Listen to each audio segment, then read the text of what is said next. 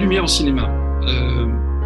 Le cinéma, comme vous le savez peut-être, a eu 100 ans en 1995. Donc, c'est à la fois beaucoup et en même temps, c'est un art qui est quand même assez jeune. Mais bon, plus de 100 ans à couvrir, c'est énorme. Et donc, il n'y a pas une seconde de film dans lequel la lumière n'est pas impliquée. C'est quand même assez vaste. Donc, je voulais le dire en introduction, que vous compreniez que je couvre évidemment pas tout le sujet, que j'ai fait des choix qui sont aussi des choix subjectifs, que j'ai préparé beaucoup d'extraits vidéo. Et l'idée, c'est qu'on puisse regarder des exemples et puis partager quelques anecdotes qui vont ouvrir un petit peu les perspectives sur la lumière au cinéma, qu'est-ce que c'est la plupart du temps, comment les gens qui travaillent dans le cinéma abordent cette question de la lumière, comment ils y réfléchissent, comment ils s'en servent, etc. On va commencer avec un extrait d'un film que vous avez peut-être tous vu, qui est Forrest Gump, un film de Robert Zemeckis. J'ai choisi ce film parce qu'ils ont publié sur YouTube le mois dernier le making-of du film. C'est rare qu'un making-of fasse autant de vues. Et donc, c'est un extrait qui dure 3 ou 4 minutes. Et je vais parler en même temps. Hein. On n'a pas besoin de suivre l'histoire. L'idée, c'était plus je vais commenter un petit peu les extraits de films que je vous passe. Donc, si vous avez vu le film, vous savez que ça commence, comme on le voit là, avec le héros qui est assis sur un banc en plein centre de la ville, c'est en Géorgie, comment ça s'appelle, Charleston, en Géorgie. Et il commence à parler avec une infirmière qui vient s'asseoir à côté de lui et il lui propose des chocolats. Il dit que sa mère lui a toujours dit que la vie, c'était comme une boîte de chocolat, pleine de surprises. On ne sait jamais quel goût ils vont avoir. Donc ça, c'est le début du film. Et à partir d'ici, le héros, Forrest, il va commencer à raconter sa vie à cette dame. Et sa vie, ça va prendre un peu de temps à raconter, donc la dame va partir, mais d'autres personnes vont venir s'asseoir. Là, on voyait la caméra qui s'approche doucement de lui.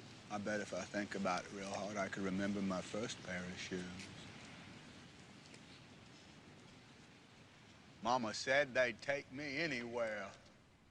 She said they was my magic shoes. All right, Forrest. Ça y est, on est dans son histoire quand il était enfant.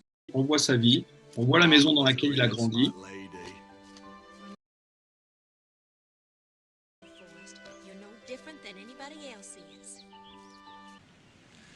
Et après, on le revoit parler, bien évidemment, avec l'infirmière et puis avec d'autres personnes.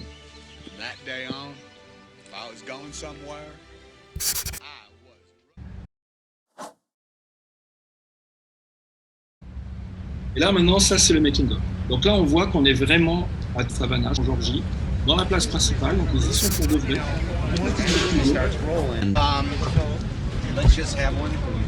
I always knew that we'd start off with those cards, and by the time we'd rehearsed it enough, I'd know it at a pub. Hanging everyone, it's fine. Okay, ready to go? And background action.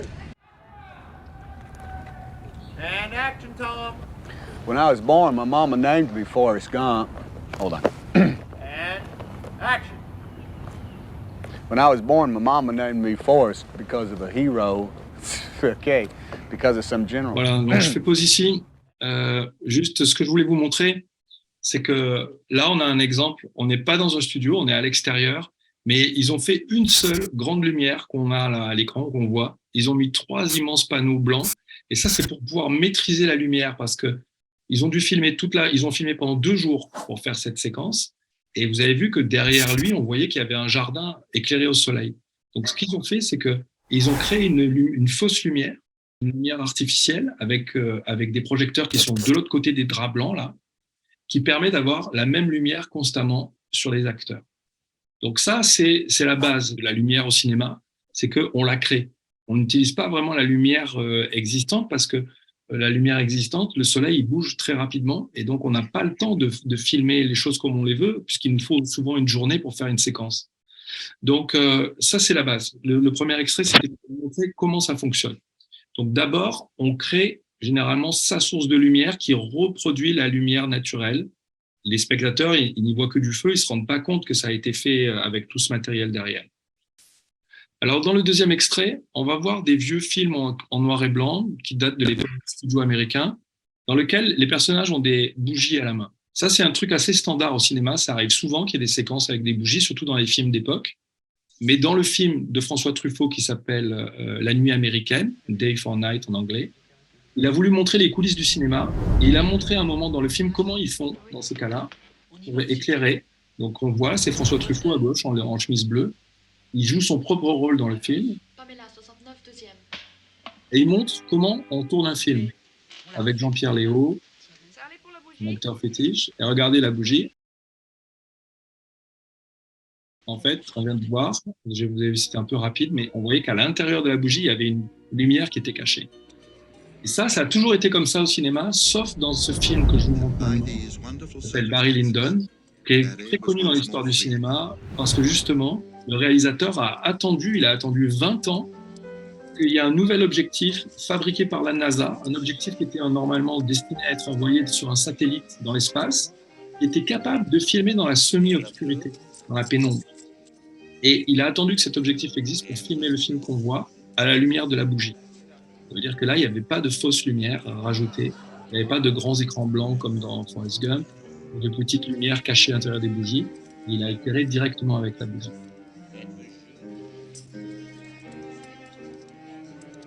Samuel, I'm going outside for a breath of air.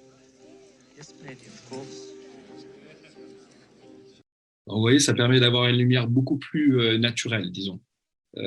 La vraie, telle qu'on la voit dans la réalité. Mais ça, c'est un peu l'exception. Parce que généralement, au cinéma, on est obligé de tricher. C'est pour ça que je vous montrais l'extrait de Forrest Gump avant. Et on est obligé de motiver la lumière. C'est-à-dire que si la personne tient une bougie, on va l'éclairer avec une lumière qui n'est pas visible par le spectateur et on va changer la couleur de cette lumière pour que ça ressemble à une bougie. Je vous montre un extrait encore. Ça vient d'un documentaire fait sur un directeur de la photo qui s'appelle Robbie Mueller, un Allemand qui a travaillé sur les films de Wim Wenders. Et il a eu tellement de succès avec ses films en Europe, les films de Wim Wenders, que les Américains l'ont invité. Ils l'ont invité aux États-Unis pour faire un film.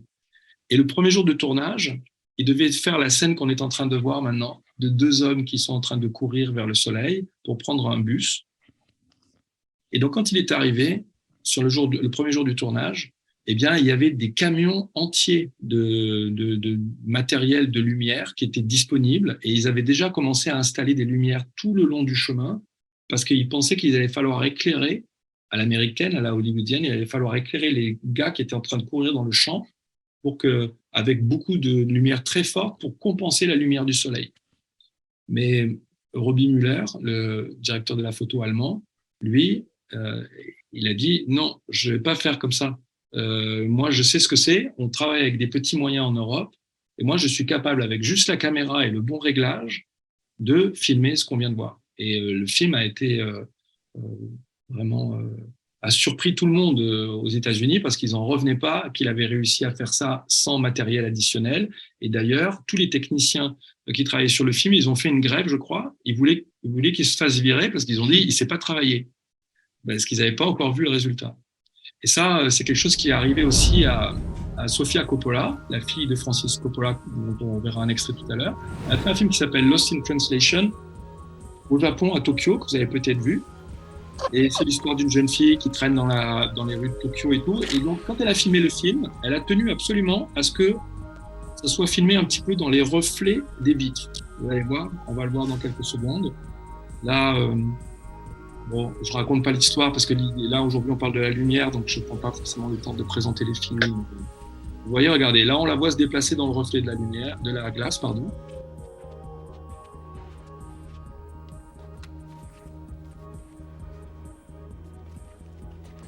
Donc, c'est une lumière nocturne, de nuit.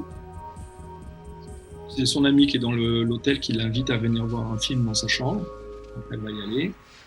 Et là, on va voir de nouveau que c'est filmé dans le reflet de la glace. Well, for yucks, you know, just to mix it up. They have to amuse themselves.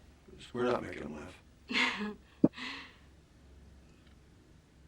Let's never come here again, because it would never be as much fun. Whatever you say. You're the boss. Voilà. Donc, je vous montre ça parce que l'idée, c'était de vous montrer qu'elle aussi, sur son premier jour de tournage, c'était peut-être pas le premier, mais le jour où ils ont tourné ça, eh bien, les techniciens japonais, ils ont dit, non, déjà, ça les embêtait de travailler pour une femme, mais ils ont dit, elle connaît rien au métier, on ne travaille pas pour quelqu'un qui filme avec des reflets dans la vitre, parce qu'une des bases, c'est que normalement, on mélange pas les lumières. Si on filme de nuit, on filme avec des éclairages. Si on filme de jour, on filme avec la lumière naturelle, etc. Enfin, il y a tout un tas de règles qu'on apprend dans les écoles de cinéma. Mais une fois qu'on crée quelque chose d'artistique, on peut briser les règles, bien évidemment. Mais il faut les connaître. Et donc, elle est arrivée au Japon, elle a fait son film, elle a voulu faire ses images dans les reflets, et eux, ils ont voulu la virer. Donc, elle s'est maintenue, évidemment, elle a réussi à terminer son film. Et en fait, sa source d'inspiration, c'était Robbie Muller, dont on vient de parler dans le film précédent, parce qu'il avait fait un film aux États-Unis, juste après le film où les deux gars couraient pour prendre le bus. Il a fait un film qui s'appelle Paris, Texas, pour Wim Wenders, qui a eu la Palme d'Or à Cannes, dont on voit des extraits là. Et ça, c'est une séquence de retrouvailles entre le personnage féminin principal. Elle retrouve son fils dans une chambre d'hôtel à Dallas. Et toute l'émotion et la poésie de cette retrouvaille vers la fin du film, et que justement, c'est filmé d'une façon à couper le souffle, parce qu'on voit la ville qui a un rôle très important, et on voit les reflets aussi dans la glace. C'est filmé face à la glace, c'est-à-dire que normalement, on devrait voir la caméra dans le reflet, mais ils ont mis le rideau devant pour qu'on ne voit pas le reflet de la caméra. Et donc, cette séquence-là d'un film qui a eu une Palme d'Or, et la séquence qui avait inspiré le film que Sofia Coppola a fait à Tokyo. Je veux dire, elle a voulu reproduire ce même type d'image. Donc voilà, c'est un mélange entre les lumières de l'appartement, les lumières de la ville et la lumière sur les personnages. Et ça, c'est un peu la marque de fabrique de ce directeur de la photo allemand qui s'appelle Robbie Muller, qui est considéré, il est mort il n'y a pas très longtemps, mais qui était considéré vraiment comme un des directeurs de la photo les plus forts de sa génération. Et on va le voir dans le plan suivant, une fois qu'on aura quitté la chambre d'hôtel.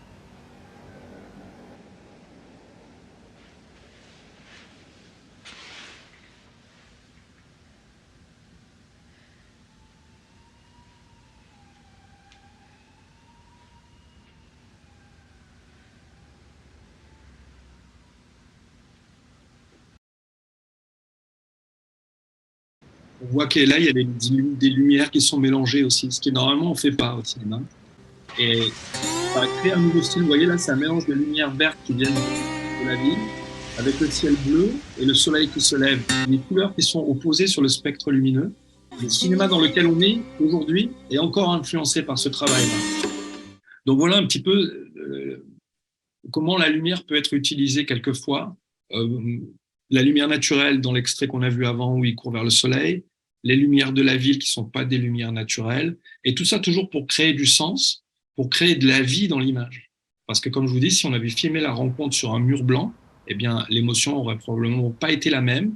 Et ça, filmer la réunion de la mère et du fils sur un mur blanc, c'est l'équivalent de être assis dans une salle de théâtre et voir les gens jouer sur la scène. Il y a l'émotion que les acteurs donnent, il y a l'émotion que le texte donne, mais il n'y a pas cette émotion que le cinéma, lui, surajoute avec le montage et avec les effets de lumière et avec comment la réalité est recréée.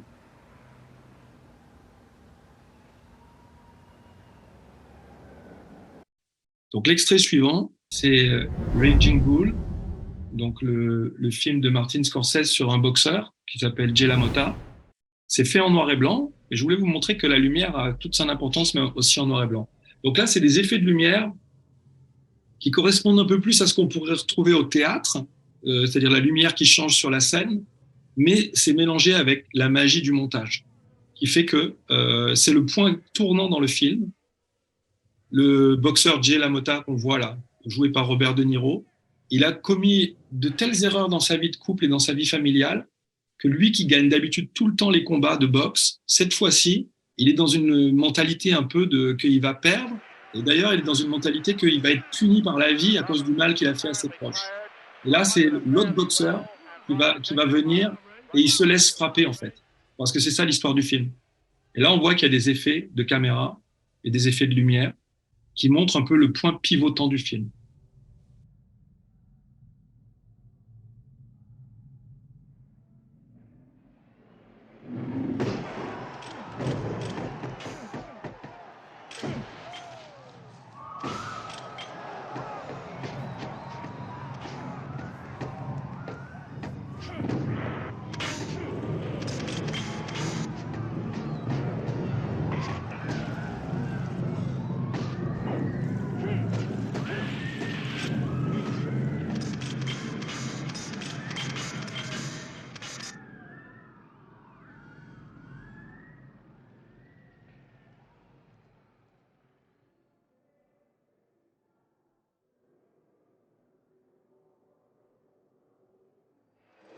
Voilà, j'ai fait pause pour que vous sachiez pas comment ça se termine, si vous avez envie de voir le film.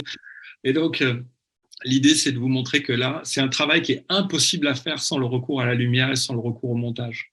On sent tout de suite qu'on est dans quelque chose de fort. Et d'ailleurs, Martin Scorsese, vous savez peut-être, mais il voulait devenir prêtre avant de devenir cinéaste. Et ses films sont toujours un peu entremêlés de mystique. Alors, je dirais pas que c'est l'évangile, hein, mais c'est plus un peu mystique. Et donc, il a voulu montrer là que c'était comme une forme de crucifixion, en fait, que son personnage, dans ce moment tournant de son histoire, il souffrait un peu comme le Christ a souffert en croix. Bon, ça, c'était une façon de donner de l'épaisseur à son personnage. Je n'essaye pas de dire que c'est en lien avec l'évangile, mais c'est comme ça, en tout cas, que Martin Scorsese explique son film. Et vous voyez, voilà, dans la débauche de violence, on voit aussi qu'il y a un mélange aussi avec le montage et avec la lumière. Et c'est ça qui crée tout de suite notre attention et qui, dans le film, montre, on rentre vraiment dans le cœur de l'histoire du personnage. L'extrait suivant, c'est l'histoire d'un jeune militaire plein d'idéal qui commence au début du film, on vient de le voir, dans une lumière très solaire, très belle et très chaude. Et au fur et à mesure que le film avance et que la lumière, d'ailleurs, devient une sorte de personnage du film, vous voyez, on voit des éclairs de lumière apparaître un peu partout, tout le temps. Et la lumière est en train de s'échapper petit à petit de sa vie. Et lui, il est en train de plonger petit à petit dans les ténèbres. Parce que le film s'appelle Apocalypse Now, mais le roman dont c'est inspiré s'appelle Au cœur des ténèbres. Il part à la recherche d'un personnage méchant, ténébreux, et plus il avance à sa recherche, plus il commence à le comprendre et à découvrir, disons, la part de ténèbres qui est en lui aussi. Donc là, il est en train de chercher des informations sur le commandant qui cherche. Et on voit qu'il y a tout un jeu encore avec la lumière. C'est lié à la recherche de la vérité, le bien, le mal. Enfin, vous voyez, c'est toutes ces thématiques qui permettent d'être mises dans le film au travers de la lumière. Ce commandant, il va finir par le trouver. Mais pour ça, il faut qu'il traverse des paysages désolés, la guerre, ce qu'on est en train de voir maintenant.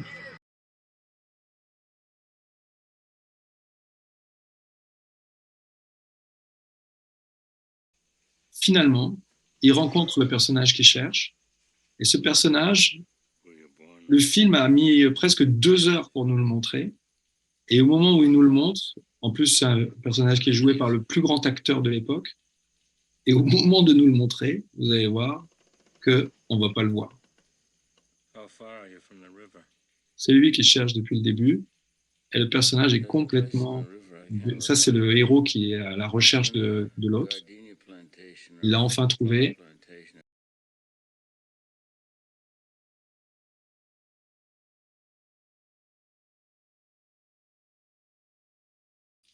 Il l'a cherché pendant tout le film. Il attend pour le voir. Il veut enfin pouvoir voir son visage.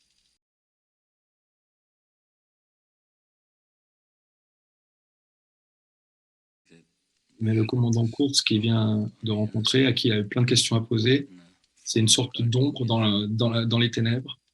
Et on ne voit pas son visage.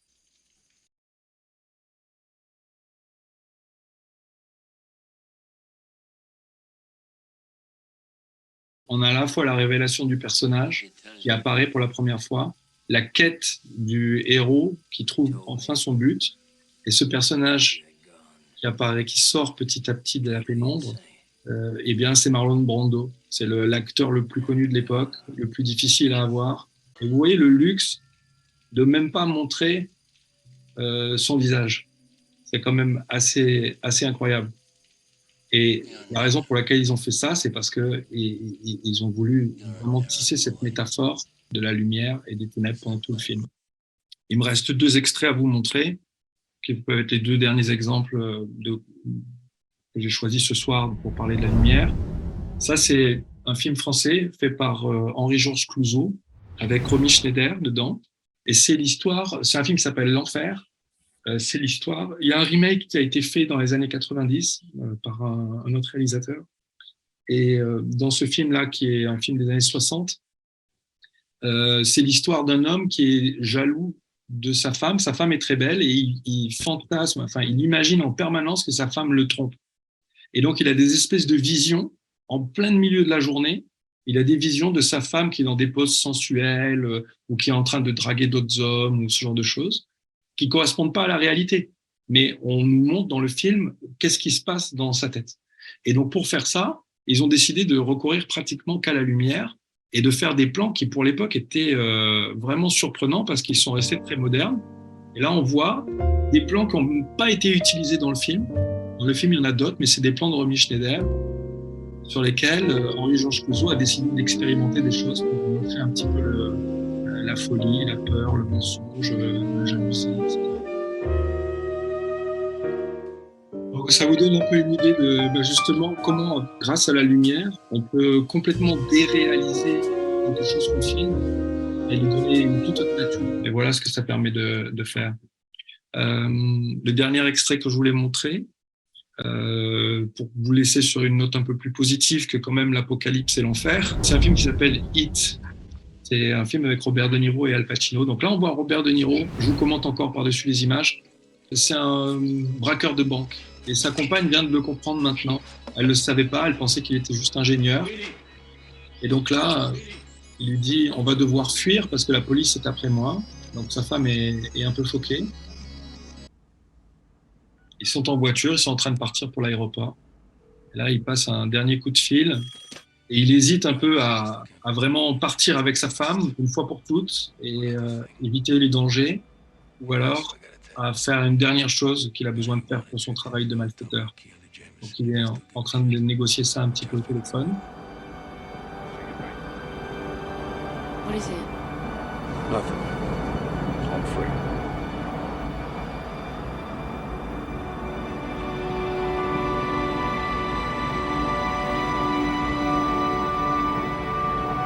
Ce qu'on voit, en fait, c'est qu'au moment où ils rentrent dans le tunnel, ce qui s'est passé, c'est qu'au moment où ils ont filmé, alors d'un coup, l'image est surexposée, c'est comme un éclair de lumière, et avec la musique et l'expression des acteurs, ils comprennent qu'ils sont comme un peu touchés par un moment de grâce et qu'ils vont pouvoir s'échapper de la fatalité qui leur a été promise.